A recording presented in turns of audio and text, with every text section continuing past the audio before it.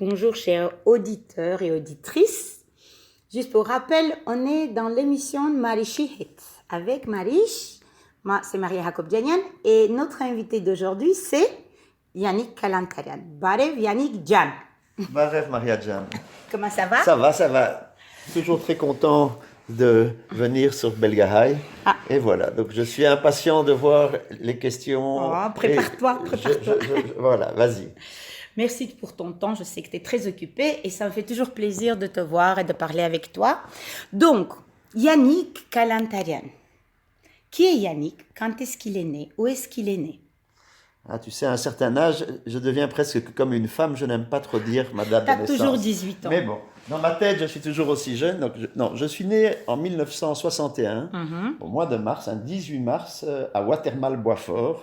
Il y avait encore un hôpital à cette époque-là. Voilà. Et j'ai eu beaucoup de chance d'avoir tout l'amour d'une maman qui m'a élevé toute seule. Et ça, c'est important l'amour, et puisque l'émission, on est en train de parler de choses, de tout et de rien, mais dans la vie de tous les jours, la place de l'amour, l'amour d'une mère, l'amour d'une femme, l'amour d'une fille, ce que j'ai eu, ce que j'ai encore, c'est très important. Je pense que les femmes dans ta vie, elles prennent un rôle spécial parce qu'il y a une super maman, il y a une super femme et il y a une super fille. Donc en tant qu'homme, tu es quand même comblé en fait. Oui. Alors j'aime toujours dire que je ne suis pas le colonel à la maison. Non, t'imagines. Parce que voilà, mais j'ai la chance de ne pas être en reste. Comme je bouge beaucoup, je voyage beaucoup. Et c'est un secret, je pense, dans la longévité d'un couple, c'est d'avoir des différences tout en ayant des complicités. Voilà. Oui, mais vous êtes en fait une famille très indépendante. Enfin, je veux dire, ton épouse ici, Nathalie, est très professionnelle, etc., avec la carrière et tout. Donc, je pense que ça complète. Moi, j'adore des couples comme ça qui sont très ensemble, mais aussi dans la carrière. Tout à fait, on a notre autonomie, qu'elle soit financière, qu'elle soit dans les choix de carrière que j'ai fait, que Nathalie a voulu faire et que notre fille a aussi fait. Okay. Je pense que c'est le plus important, c'est que les gens et que les gens se sentent bien avec ce qu'ils font, avec les personnes avec qui ils travaillent, avec les personnes avec qui ils sont au quotidien, c'est très important. Là, on a sauté 40 ans, donc on va revenir à l'hôpital Watermal-Boisfort. On peut revenir. Petit Yannick. Le petit Yannick, il a été élevé bien à l'arménienne avec mon grand-père, ma grand-mère, mon oncle, dans la maison familiale des Kalantarian, qui était rue Fédère à Ixelles. Et c'est vrai que... C'est ici à côté. Oui, c'est tout près. Et c'est vrai que le petit Yannick, il allait à l'école, à une très très bonne école qui s'appelait l'Athénée Robert Cato. Et sur le chemin, il croisait le petit Grégoire Jacquian. Et voilà. Et puis on se retrouvait au Haïdoun. Le petit Yannick, il avait... Rue France Merger. Non, encore, il était... tu vois, tu n'as pas... Non, c'était boulevard Saint-Michel. Ah, ça, je connaissais pas. Voilà. Et donc, c'est vrai que toute cette communauté, qui n'était pas bien sûr aussi grande à l'époque, se sait très bien, et on participait avec... Bon, j'ai pris beaucoup de cours de danse arménienne. J'ai toujours regretté de ne pas parler arménien. Après, tu me diras que ça ne tenait qu'à moi de vouloir m'investir, mais je ne suis pas un être extrêmement doué dans les langues. Pour ceux qui me connaissent, je jongle avec un mauvais anglais, un bon français. Ça t'a pas empêché. Comme dans les affaires, le plus important, c'est d'abord d'être sérieux, crédible. Honnête. Je suis plutôt créatif. Là aussi, les idées, tu peux les exprimer dans toutes les langues. Et voilà. Donc le petit Yannick, il a eu... ma maman qui était professeure de piano et qui était très passionnée par la musique, elle m'a inscrit très très tôt à des cours de piano à l'école de musique d'Ixelles. Donc j'ai fait ces cours de piano Et à 4 ans, j'ai donné un concert dans la salle Mercelis. Et il y a encore des petits articles qu'on disait C'est vrai? que c'était le petit génie qui jouait C'est le super petit bien. Mozart? Oui, mais le petit Mozart, il n'aimait pas trop aller à l'école de musique. Et le petit Mozart, il disait, maman, maman, j'ai vu des chevaux, j'ai caressé des chevaux, j'aimerais bien monter à cheval. J'adore. Et alors, donc j'ai commencé à 5 ans et demi à monter à cheval. Et puis très très vite, ben, j'ai eu la chance d'être un bon cavalier, d'être passionné. Maman a donné vraiment beaucoup de temps pour me permettre de faire toutes les compétitions. Ah ouais. Voilà, donc j'ai fait plus de 150 grands prix en concours hippique. Et Waouh. on va dire, quand tu es élevé avec tout l'amour et on te laisse faire ta passion, ma passion était les chevaux, je montais minimum 3 heures par jour, hein, donc il faut voir. Oui, oui, c'est tout un emploi de temps, bien en fait. sûr, Hein. et à l'époque, c'était encore un sport, on va dire, qui était abordable. Il y avait énormément de manèges dans Bruxelles. Aujourd'hui, tout ça, c'est terminé. Impayable. Les chevaux sont beaucoup trop chers. L'immobilier, je vois, tous ces manèges ont vendu leur terrain parce que il est mieux d'avoir. Je connais même des gens qui, en fait, ils achètent un cheval à plusieurs, en fait. Bien Je sûr. connais ceux qui sont passionnés, et puis aussi le prince Swan à plusieurs. Comme ça, au moins, ils peuvent payer, ou bien ils prennent en pension. Voilà, Un cheval en en pension, demi-pension, un truc comme entière ça, pension, tout à fait. Alors, les chevaux, ben, j'avais envie de faire vétérinaire parce que c'était un peu normal dans la continuité. Et il y a eu un petit chemin parallèle. À mes 17 ans, le comité olympique m'a appelé en disant, écoute Yannick, tu es belge, tu es obligé de faire ton service militaire, mais on a une opportunité pour toi. Mhm. C'est que tu fasses ton service militaire comme instructeur De chevaux. de chevaux en Allemagne pour l'armée. D'accord. Donc, tu parles parfaitement l'allemand? oui, bien sûr, non, mais je te rassure que je donnais cours C'était- aux militaires belges. Désolée, c'était trop Non, facile. non, aux militaires belges et pas aux militaires D'accord, allemands. ok. Et donc, j'ai eu il me restait peu de temps pour terminer mes humanités et puis commencer vétérinaire. Et je suis parti plus de 10 mois en Allemagne. Et ces 10 mois ont Ça, été... c'est après tes études secondaires? Non, avant, je devais Avant. encore faire ma réto. Ah, Et donc, je suis parti en Allemagne à 17 ans, ah. avec la chance de pouvoir avoir l'armée qui prenait mon cheval, où je faisais des concours hippiques Tout à fait. en Allemagne. Là, je sautais en Allemagne et plus en Belgique. Donner des cours à des enfants handicapés, des enfants aveugles, parce que l'armée belge occupait des grandes casernes qui étaient partagées ou pas partagées avec soit l'armée américaine, soit d'autres armées, et il y avait un rôle social à l'armée. Donc je donnais cours à tous les enfants de militaires aussi, les mercredis après-midi quand ils avaient congé, le samedi matin également. Je donnais cours aux sous-officiers et aux officiers pendant leurs loisirs.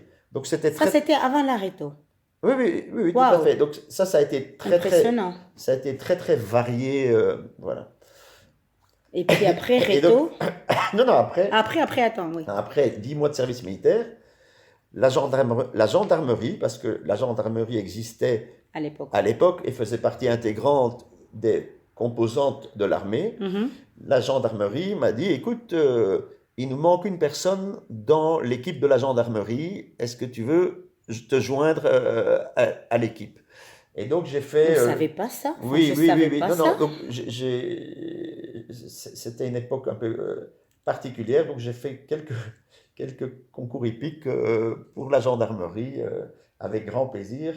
Voilà, donc Comment ça, vivait ta maman le départ du fils prodige comme ça? Ça mais devrait je pas. ne suis jamais En tant parti. que maman toute Tu seule, sais, c'est oui, pas oui, évident. mais je suis très attaché au fait d'appeler tous les jours, de voir tous les jours, au moins d'avoir des contacts. Il n'y avait pas de GSM à l'époque, mais le téléphone normal existait. Et voilà, même d'Allemagne, j'appelais régulièrement. Il faut dire que c'était facile. Pour les militaires belges, on pouvait appeler la famille Ah, ça, c'est gratuitement. bien. Voilà, donc là, Donc, je te t'ai voilà donné... rentré en gendarmerie. Oui, non, je suis pas devenu gendarme, Non, t'es mais pas je participais au concours hippique avec mes amis gendarmes. Ouais. Et de là, j'ai eu la chance ou la malchance parce que j'étais plus trop motivé à retourner que pour Mareto parce que j'ai perdu un an ou gagné un an parce que l'armée m'a apporté énormément de choses, m'a apporté d'abord le fait de partager des valeurs, de suivre un peu des règlements Oui. militaires parce que Mhm. il y a des mois de formation et là on t'explique ce qu'est l'armée, ce qu'il y a à faire et à ne pas faire. Et ça m'a donné une chouette vision de rencontrer des gens de tout horizon, parce qu'à l'armée, tout le monde ne vient pas du même milieu. Non, ouais. Et voilà, je regrette vraiment pas d'avoir fait mon service militaire. Et bon, même si je me serais bien passé de le faire, parce que c'était obligatoire, mais en attendant, ça m'a été un déclic, ça m'a donné énormément confiance en moi, Ouais. Une et structure. même un peu trop confiance, puisque quand j'ai terminé mon service, j'ai dit, moi, j'ai plus envie de faire vétérinaire, j'ai envie de travailler, j'ai envie de faire des choses. Mais t'as pas fait Tareto. T'as fait Non, non, Tareto. je n'ai T'as jamais pas fait Mareto. Donc, T'as jamais fait Tareto. quand les gens me disent, eh, tu as fait quoi comme étude? Je dis, écoute, je n'ai pas terminé mes humanités. Voilà, ça c'est C'est le... vrai. Oui, oui, voilà. Et je ne le mets pas d'ailleurs, si les gens vont sur LinkedIn, il n'y a pas marqué que j'ai fait quoi que ce soit, il faut dire la vérité. Impressionnant. Comme quoi, Voilà. quand on est prodige, on est Oui. prodige. Et alors, à l'époque, il y avait un vieux théâtre à louer, place de la Monnaie, qui s'appelait le Théâtre de la Gaîté. Et quand tu as 18 ans, tu aimes bien découvrir les boîtes de nuit, sortir, et je vois ça et je dis, mais pourquoi est-ce qu'on n'ouvrirait pas une boîte de nuit un peu plus moderne, etc. Donc peut-être beaucoup de gens se souviennent de cette époque. Et mon cousin Alexandre Kalantarian travaillait chez Bastos, Gaulois, Gitane, donc le groupe Synta. Mhm. Les cigarettiers, j'ai été les voir, ils étaient emballés du partenariat. Et t'avais quel âge là? Là, j'avais 18 ans, voilà. Mon Dieu. Oui, oui. Mais écoute, tout est permis quand tu es jeune. Et puis, ça m'a donné Mais goût. ta maman, elle t'a pas dit non, mais c'est pas pour toi, les boîtes de nuit. Non, parce que c'était pas vraiment une boîte de nuit que je voulais faire, c'était un lieu événementiel. J'ai fait des Ok. défilés de mode, j'ai eu des Ah, concerts de grands groupes, parce que Ouais. c'était un vieux théâtre et on avait un loyer à payer. Je n'avais pas l'argent pour payer ce loyer, mais j'avais comme sponsor dans les chevaux la marque d'alcool G&B. Ah. Et donc G&B, c'est le groupe Grand Metropolitan. Le groupe Grand Metropolitan m'a dit, écoute, il n'y a pas de problème, on va te soutenir. Alors c'était, pour ceux qui ont connu la belle époque de toutes des nouvelles boissons qui sont arrivées sur le marché, que ça soit Corona au niveau de la bière, que ça soit La diversité des boissons. Batida de coco, Pisang Ambong. Et Ah donc, oui. les boîtes, on recevait les alcools, on recevait, donc c'était quelque chose qui Donc nous... c'est les années 80, c'est ça en fait, 79, 40. C'était dans les années 80, exactement. Il faisait bon sortir. Les gens d'ailleurs ne faisaient pas qu'une seule boîte de nuit. Ils allaient de la Gaîté au Mirano. Le Mirano s'est ouvert 2 ans avant la Gaîté. Puis ils allaient au Vaudeville. Ouais, Et je puis me on souviens, allait au Vaudeville. Pluriel, on allait au Classique, on allait au Circus. Et tous les, je vais dire, patrons de boîtes de nuit. Moi, j'avais un associé qui était l'ancien portier de la boîte Le Giant à Auvreil, ce qui est devenu après le Vertigo. Mais c'était un milieu très sain. Il n'y Ouais. avait pas de drogue qui circulait, du moins. Ouais, je c'était veux la dire, bonne époque. c'était une belle époque. Ouais. Bon, il y avait bien sûr la liberté, je dirais, il y avait beaucoup moins de contrôle d'alcool, beaucoup moins Danger. de contraintes, Des de drogues, danger, de- etc. Et voilà, donc, Ouais. c'est- et c'est- Et combien de temps alors que tu as... et j'ai fait ça pas trop longtemps, en fin de compte, parce que je me suis vite rendu compte que j'étais plus à l'aise dans le contact commercial, c'est peut-être ce côté arménien. Et donc, j'ai créé ma première agence de publicité et j'ai dit, je ne veux plus continuer le monde de la nuit parce que la nuit, tous les chats sont gris, tout le monde est gentil, tout le monde te sourit, tu offres un verre à tout le monde. Mais je dis, bon, Toi, tu devrais en offrir beaucoup, toi, oui, te connaissant. j'en ai, exactement. Et puis j'ai dit, bon, mais Je suis pas sûre que c'était bénéfique. non, pour et toi. puis tu es décalé parce que quand tu travailles Oui. le soir, T'es décalé tu es dans la décalé vie. dans la Mm, vie, mm, tout mm. ça. Mais je ne regrette vraiment pas Cette époque. époque-là. Et donc là, j'ai commencé à lancer dans la publicité. Et c'était aussi l'époque où toutes les marques voulaient se faire connaître. Parce que les gens ont toujours tendance à croire que toutes les marques étaient déjà présentes. Mais dans les années 80, toutes les marques voulaient se mettre en avant. Et moi, j'étais plutôt un publicitaire qui faisait ce qu'on appelle la promotion des ventes, c'est faire des grandes opérations. Oui. Et j'ai eu la chance de rencontrer... Tous des contacts, en fait. Oui, non, et j'ai eu la chance de rencontrer de très très belles personnes. Quelqu'un qui a été un grand mentor pour moi, c'est Roland D'Itteren. Roland D'Itteren qui était donc le patron, l'héritier du groupe D'Itteren. Et là, j'ai eu les budgets pendant très longtemps de tout ce qui était Yamaha, moto, scooter, tondeuse, MBK. Et c'était, voilà, j'ai eu Banksy longtemps. Banksy, c'était le lancement de Banc Contact. Oui. Voilà, j'ai eu Proximus au début de Proximus. Et c'est toujours à travers l'humain. Oui. Parce que j'ai un côté créatif. T'as un côté fort humain aussi, en fait.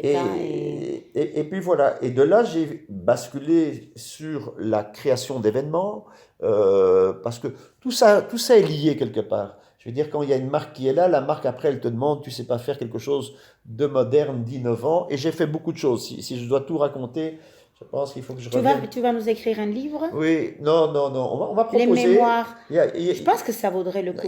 Ça peut être. Il y a deux éditeurs qui m'avaient demandé, mais je suis sous des aspects d'un grand extraverti. Je suis parfois un peu timide et je sais pas, mais voilà. Peut-être qu'un jour, quand j'aurai. Je pense que ça peut être très inspirant pour beaucoup de gens, tu sais, parce que. Oui, mais pour ceux qui me connaissent, j'ai une grande gueule, mais je ne vais pas jusqu'au point d'avoir besoin d'ego et de raconter tout ce que j'ai fait. Voilà. Mais ceux qui m'ont croisé, ceux qui m'ont connu à cette époque savent, voilà, connaissent un peu mon truc. Alors, de fil en aiguille, de la publicité, ça a dérivé sur les événements. J'ai fait pendant très longtemps la production du cirque Florileggio, qui était un cirque italien que j'ai fait venir à l'hippodrome de Boisfort. Ah oui. La région bruxelloise m'avait d'ailleurs loué l'hippodrome de Boisfort. À l'époque, c'était encore enfin, c'est toujours propriété de la région bruxelloise. Et je mettais mon chapiteau, je faisais des événements. Et après, il y a eu un appel d'offres et ça a été repris par des amis dans la publicité qui ont, eux, vraiment investi pour développer l'hippodrome. Et c'est un long chemin parce que les pauvres n'ont toujours pas les permis définitifs. Voilà. Et donc là, je parle de cette époque-là. Parallèlement à ça, j'ai repris en 2005 le Crazy Horse. T'as quel âge là? 2005, t'as... Écoute, j'ai 44 ans. Voilà. Donc j'ai repris le Crazy Horse. Et le Crazy Horse, c'est une aventure formidable d'un côté parce que c'était un dossier que j'étais en contact avec les enfants bernardins qui voulaient céder la société que leur père avait fondée. Et voilà, donc très belle aventure humaine. J'ai pas eu les meilleurs associés, ça c'est un autre détail. Et de nouveau, c'est une page que j'ai tournée très facilement parce que il faut voir. Il y en avait d'autres qui t'attendaient. Voilà, il y a d'autres choses. Donc parallèlement à ça, à l'OTAN, j'ai créé dans le Staff Center le magazine de l'OTAN, le site internet de l'OTAN, tous les avantages pour les gens qui travaillaient à l'OTAN. C'est toi qui as créé? Oui, c'est grâce à Valérie Safarian qui était rentré là comme courtier d'assurance. Il travaillait encore pour une société d'assurance. Il me dit, ah ben voilà, il y a des possibilités. Et puis j'ai rencontré le secrétaire général de l'époque qui était Jaap de Hoop-Scheffer. On a sympathisé et voilà, je ne vais pas rentrer dans ce dossier-là, mais pendant presque une dizaine d'années, après avec Anders Rasmussen, où on était très très proches aussi, on a pu faire de belles choses. J'ai fait les anniversaires de l'OTAN, le bal du secrétaire général, et voilà. Et puis de fil en aiguille, j'ai eu ma période chinoise, ça veut dire la période où je suis parti en Chine, j'ai découvert les technologies en Chine, et j'étais partenaire, et je le suis toujours, C'était impressionnant. La Chine, j'ai été près de 50, plus de 50 fois en Chine. Je vois à chaque fois que je retourne en Chine, la Chine bouge plus vite que beaucoup d'autres pays. Donc j'ai beaucoup de respect pour la capacité des Chinois à créer, à innover, et voilà. Et puis il faut apprendre à connaître la Chine. La Chine est un très grand pays, donc on ne peut pas mettre toutes les régions toutes les cultures différentes qui se côtoient là-dedans. Mais j'ai toujours, et je continue à faire beaucoup de voyages en Chine je dirais, amusement. Alors, parallèlement à ça, j'ai depuis 22 ans une société qui s'occupe du marketing d'un groupe, et je ne suis pas le seul à faire le marketing parce que ce groupe est énorme, qui s'appelle Mars. Et Mars a une division qui s'appelle Royal Canin, qui est une marque que tout le monde connaît. Tiens, Donc, voilà. on retrouve les racines, on va dire d'où on était parti, non? Voilà. Et donc Royal Canin, qui fait, et qui est vraiment un groupe extraordinaire, m'a donné la possibilité de nouveau de faire beaucoup de choses et on a eu énormément de projets, j'en ai toujours avec eux.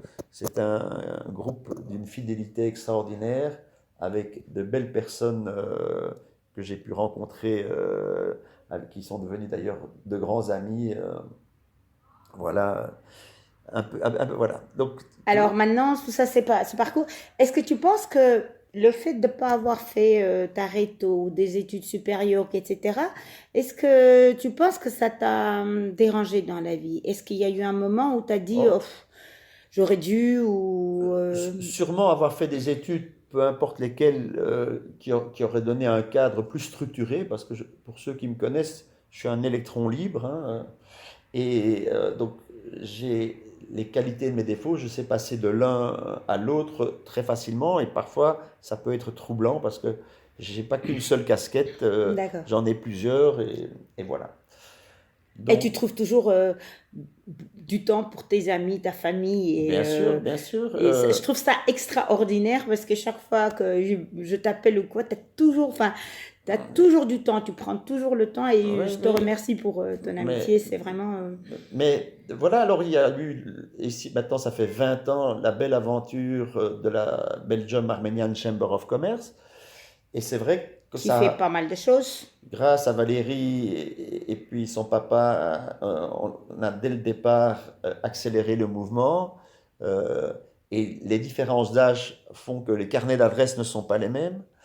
Ça fait 3 générations. Oui, voilà. Et on a fait énormément de voyages en Arménie. Chaque voyage était pour moi un plaisir. C'est toujours d'ailleurs un plaisir de retourner en Arménie. Parce que bon, pour revenir un peu sur les origines, les Kalantarians sont de Tbilissi. Donc j'ai été avec ma mère et ma grand-mère en pleine période soviétique, quand j'avais 12 ans, en Géorgie. Et là, c'est là où j'ai pu voir Tu sais que ma grand-mère maternelle, elle vient de Tbilissi. Voilà. Elle a vécu sur Kibalchich, tu vois là. Ouais. Donc, et donc, il reste encore dans Tbilissi ce qu'ils appellent la maison familiale qui est splendide, la Kalantarov House. Est-ce qu'elle vous appartient, cette maison? Non, elle ne nous appartient plus puisque ma famille a quitté pendant la révolution russe et est venue en Belgique. Mais elle s'appelle toujours Kalantarov House? Oui, oui, elle est visitée régulièrement. Ah, c'est un genre musée? Non, non, le gouvernement l'a complètement rénové, l'a mis en avant, et puis il y a maintenant plusieurs familles qui habitent là-dedans parce que c'est énorme. Il y a un café, un restaurant, et ça fait partie de beaucoup de tours touristiques. Donc ta maman était très jeune quand elle est arrivée en Belgique? Ma maman est née en Belgique aussi. Elle est née en Belgique? Oui, oui, ma maman. Ah, oui, non, moi je parle de mes arrière-grands-parents qui sont venus en Belgique. Ah, ok, ok. Donc tu es déjà la deuxième génération d'Arméniens. Alors, une question bête. Est-ce que tu penses que le fait que tu parles pas l'arménien, ça te fait de toi un moins bon arménien? Non, ça j'en suis convaincu. Je vais dire, l'arménité, la fierté de tes origines, ça c'est, je veux dire, c'est naturel. Alors, bien sûr, ça serait très pratique que je sois un peu plus doué pour les langues, mais je parle pas chinois non plus, alors que j'aime beaucoup les Chinois. Mais t'as pas des origines chinoises? Non, non, non. Mais j'ai pas. Tu parles géorgien? Non, non, pas, voilà. Mais je pense que effectivement, aujourd'hui, de toute façon, moi, ma génération à l'école, on disait, écoute, tu dois te concentrer sur le français. Bien sûr. Mes grands-parents Surtout parlaient... dans les familles de diaspora. Voilà.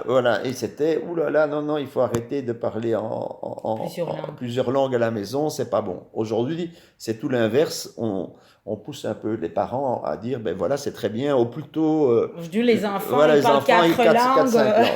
Voilà, donc tout ça change. Et bon, Bien ben sûr. voilà, je pense que c'est plutôt un problème de génération. Mais ça n'enlève en rien le fait que je suis un bon Arménien, un bon Géorgien, un bon Belge. Voilà. Je sais qu'Elisa, elle était très, très, très fort liée avec ta maman aussi, non? Bien sûr, et je veux dire, ma maman a été une grand-mère formidable, une mère extraordinaire, et les deux combinés, je pense que les deux en avoir bénéficié, c'est moi et Elisa. Je pense que la communauté aussi, il y a beaucoup de gens qui ont bénéficié de l'amour de ta maman. Bien en sûr, fait. parce que maman elle avait beaucoup d'amour à donner à tout le monde. Bien sûr, et je pense que j'ai hérité de certains Je pense aussi. côtés de maman, voilà. Voilà. Donc, qu'est-ce que je pourrais encore dire? Ben oui, les aventures ne s'arrêtent jamais. Donc, j'ai eu la chance d'être nommé consul honoraire de Géorgie. Ça m'a fait très plaisir parce que, effectivement, ça m'a permis de me raccrocher un peu aux racines aussi arméniennes et géorgiennes. Et ben, j'ai beaucoup de plaisir à être le consul honoraire de Géorgie. Et la Géorgie me le rend bien, comme l'Arménie me le rend bien aussi. Je pense que toi, tu le fais sans attendre que ça te rende. Tu le fais avec tellement d'amour et tellement d'implication que ça serait dommage que ça te rende pas. Non, on dirait comme ça. Et... Alors, maintenant, Yannick, parce que j'imagine que tout ce que tu as décrit très positivement comme ça, tout n'est pas venu très facilement en fait. Non, mais j'ai connu des échecs, celui qui ne connaît pas d'échecs ne peut pas profiter des réussites. Et voilà, et aujourd'hui, depuis 5 ans et demi, avec un de mes amis qui s'appelle John Bernards, on a repris un terrain à Écosine avec 2 grands lacs. J'attends toujours.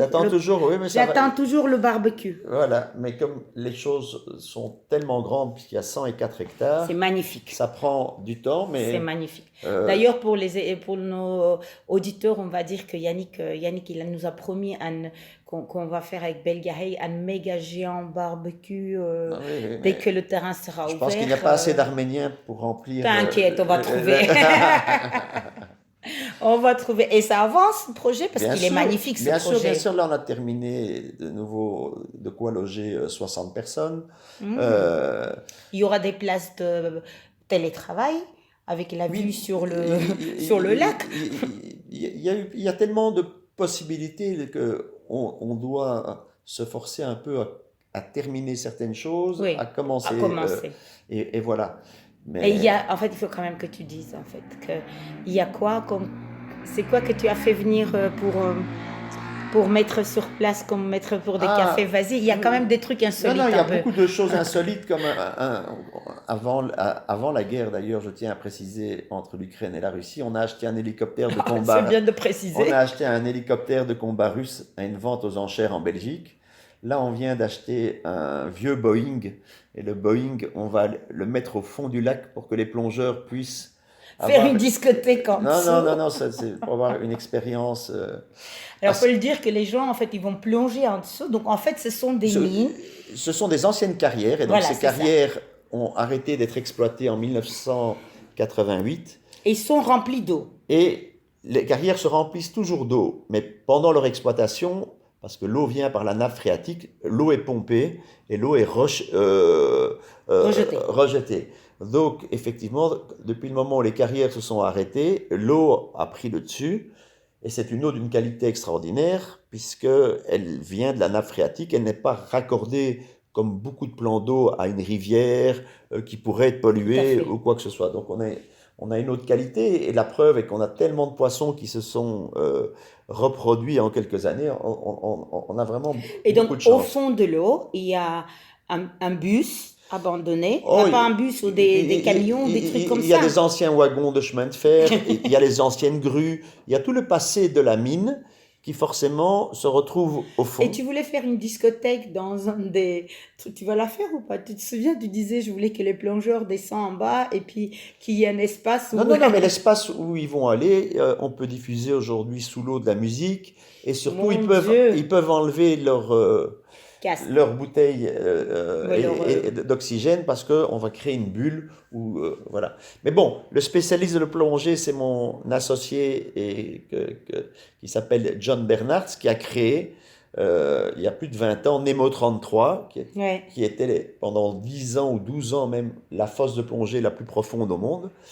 Il a également ça près de Genève, en France, qui est... C'est impressionnant le Nemo aussi. Voilà, et donc on va voir sur ce terrain beaucoup d'activités totalement différentes. Et là, je préfère pas en parler parce qu'on a décidé qu'on allait faire un jour une belle conférence de presse à l'ouverture et expliquer tout ce qu'on veut faire. J'ai hâte, parce que pour le peu que j'ai vu, c'est magnifique et j'ai hâte qu'on puisse profiter tous de cet endroit. Pour l'instant, tous les plongeurs nous disent quand vous allez ouvrir, parce qu'on a fait Mais ils venaient plonger déjà, non? Pendant 6 mois, on a ouvert, et puis comme on a énormément de travaux pour que tout soit parfait pour accueillir les plongeurs dans les meilleures conditions, on a décidé de réouvrir quand tout sera terminé. Et tu as plus ou moins une date de... Je ne donne plus de date parce que comme tout prend toujours plus de temps avec je veux dire, des freins comme le Covid, des freins comme, je dirais, tout ce qui est administratif en termes d'autorisation, tout ça. Voilà. Donc, aujourd'hui, en fait, est-ce qu'il y a quelque chose que tu regrettes de ta vie? Enfin, que tu dis, j'aurais dû faire ça autrement. Ah, sûrement. Il y a sûrement beaucoup de choses que j'aurais dû faire peut-être avec d'autres personnes ou différemment. Parce que les valeurs humaines, pour moi, ont beaucoup, d'importance. Mais je suis heureux d'avoir la chance de faire des choses qui me plaisent. Tu disais que je suis toujours disponible. Je suis disponible pour les gens que j'apprécie. Je suis flattée. Voilà, mais non, bon, alors ma femme dit toujours que je ne sais pas dire non. Elle n'a pas tout à fait tort, parce que voilà, j'ai beaucoup de mandats dans différentes sociétés. Je pense que ça fait partie de qui tu es et ça te fait plaisir quelque part. Oui, mais bon, après, c'est vrai que les gens ils rigolent toujours en disant mais tu ne manges jamais le soir chez toi à la maison, et je réponds non, rarement, et c'est pas faux, donc peut-être qu'un jour je vais me calmer. Voilà, je sais pas. Mais j'adore voyager, j'adore rencontrer d'autres cultures parce que c'est tellement enrichissant. Il n'y a pas, je vais dire, de mauvais voyages, il y a toujours de belles rencontres, il faut garder le meilleur de ce que l'on voit.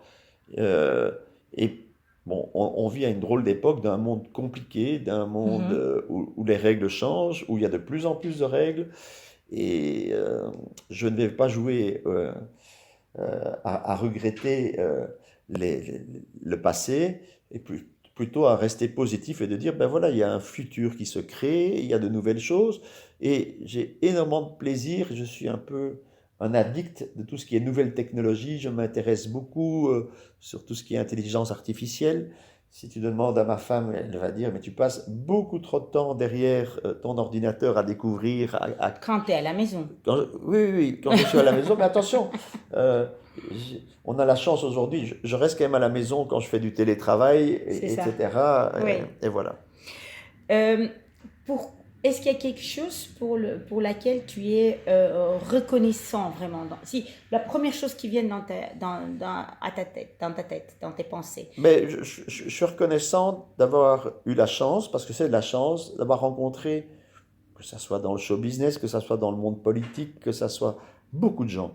Et là aussi, ça donne du respect, parce qu'il y a des fonctions, par exemple la politique, c'est quelque chose compliqué, je pense qu'il faut vraiment aimer faire ça. Et j'ai beaucoup de respect pour tous les politiciens parce que ce n'est pas reconnu à la juste valeur comme métier, surtout dans des pays compliqués, dans des périodes compliquées. Voilà. Et aujourd'hui, les médias, pourtant j'ai beaucoup d'amis qui sont patrons de groupes de presse ou de télévision, mais il n'y a pas... On n'est pas dans un monde où on met de bonnes nouvelles. On allume la TV et malheureusement, il y a beaucoup de mauvaises nouvelles. Ouais, on n'allume plus.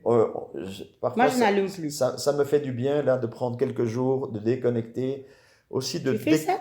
Tu coupes ton GSM Non, des non, fois? le GSM, je le coupe jamais. Pour ceux qui me connaissent, je ne le coupe jamais. Et on peut toujours m'appeler. J'espère que non, mais non, c'est quelque chose. Je pense que je devrais faire une thérapie pour essayer de me séparer de mes téléphones. Comme le dit, anti-addiction. Oui, mais voilà. Bon, mais je ne fume pas, donc. C'est déjà bien. Alors j'aime bien boire.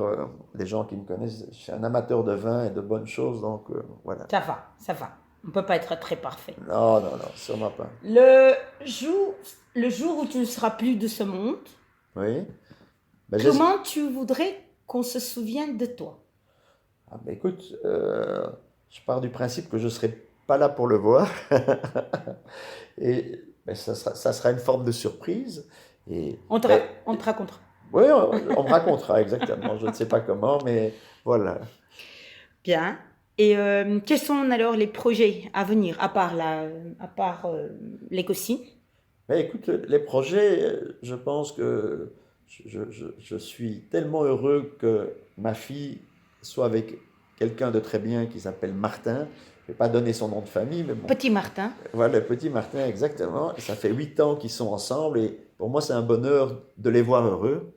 Et donc, pour un parent, je pense que dans la continuité de cette belle, je dirais, osmose et comme ils habitent ensemble, ben, à un moment, je deviendrai grand-père. Et là, il ne sera pas gâté du tout, cet enfant. Je ne suis pas sûr que je sois prêt à être grand-père parce que, comme je te dis dans ma tête, j'ai toujours 40 ans peut-être.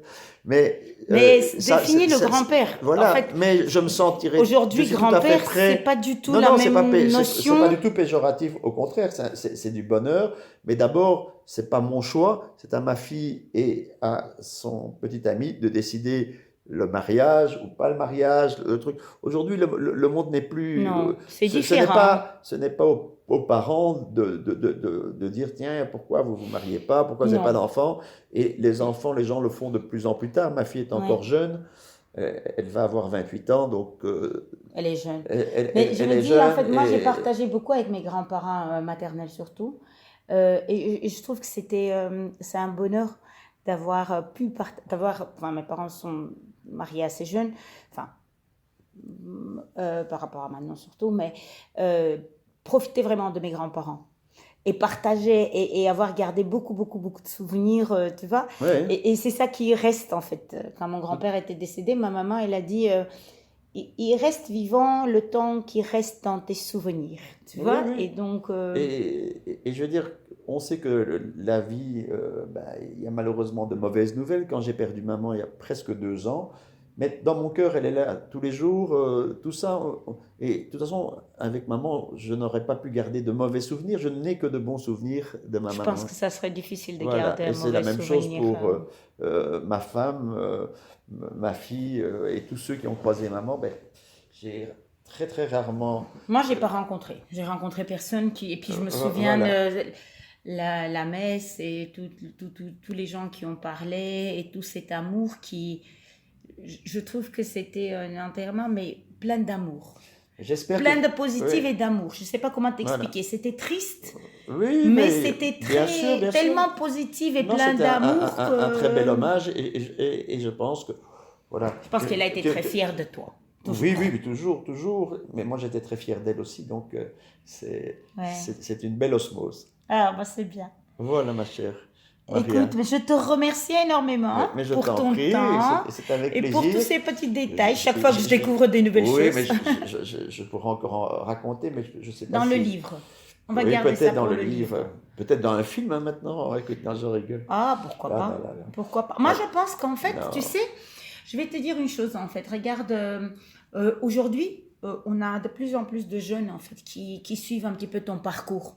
Moi, je viens plus d'une génération où tu as terminé ton école, il fallait bien étudier, puis il fallait à l'université, puis il fallait faire son doctorat, puis il fallait, tu vois, enfin surtout en Arménie, il y avait tout un parcours comme ça préparé pour toi. Ou si tu osais te dire je ne veux pas étudier ou quoi, enfin c'était ok. Donc tu vois, et donc toi tu es là vraiment la preuve vivante que des fois la nature elle fait ce qu'elle doit faire, alors que si on se met dans des cadres, tu vois, on accepte plus les règles de la société, etc.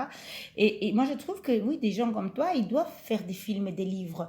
Pas forcément que sur le positif, mais c'est aussi pour le négatif, parce que pour moi, le problème aujourd'hui d'Internet et TikTok et tous ces trucs-là, c'est que tout a l'air facile, en fait, tu vois, mais derrière, il y a tout un travail qui est fait où personne n'en parle, en fait. T'es pas devenu Yannick tout de suite après. Donc, je veux dire, chaque chose que tu as entrepris, tu as travaillé dur pour, en fait. Oui, et par exemple, j'ai fait beaucoup de conférences en Chine, c'est très bizarre, mais la Chine est très ouverte sur les expériences de personnes qui ne sont pas chinoises, de comment...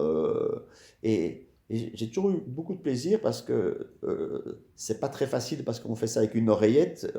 Je fais ça en français ou en anglais, mais il y a un traducteur. Et donc, mais c'est toujours un plaisir pour moi d'aller parler en Chine. Alors, j'ai déjà parlé ailleurs aussi, hein, Est-ce que tu mais as la parlé Chine... en Belgique? Oui, oui, parce qu'il y a des conférences, je suis membre de pas mal de clubs d'affaires, etc. Mais le plaisir de parler en Chine, on est dans des salles où il y a 3000, 4000, 5000 personnes et les gens ne me connaissent pas du tout et et on échange des idées, voilà. Et je suis pas, je suis un grand timide comme orateur, mais quand tu es en Chine, tu n'es plus, tu es tout à fait à l'aise parce que tu te dis, je parle dans une langue que eux ne comprennent pas, enfin la Mais majorité c'est des traduit. Chinois, et c'est traduit, et voilà. Donc, Non, mais je trouve que c'est important qu'on puisse avoir des exemples comme ça, surtout la ouais, jeunesse puisse s'aligner et puis ouais. dire, tiens, oui, voilà, il y a des échecs, on ne parle pas Non, assez mais bien sûr.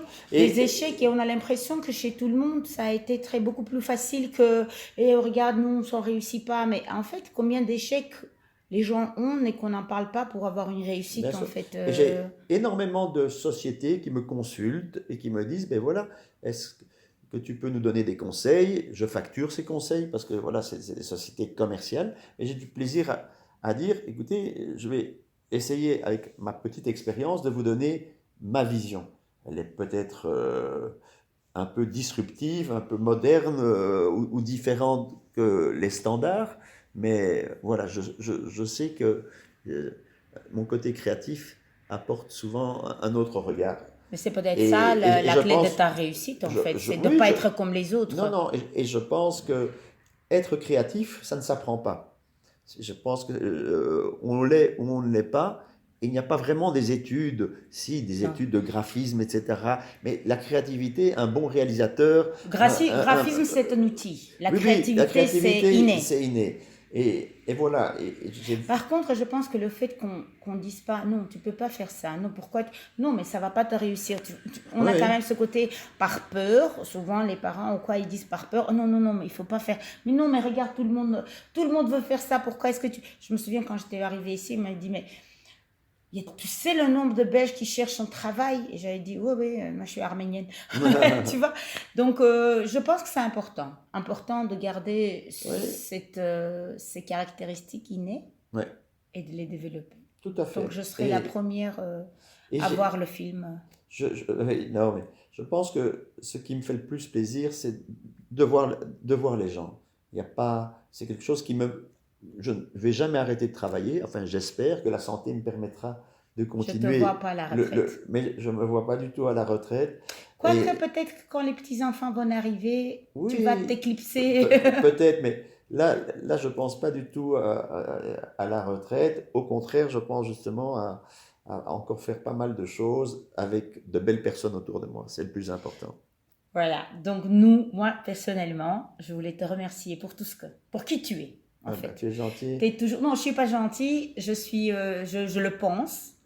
Et je pense que tu fais partie des gens, pour moi, en Belgique, qui sont toujours là et tu trouves toujours le temps pour conseiller, pour un mot gentil, pour un geste, pour un...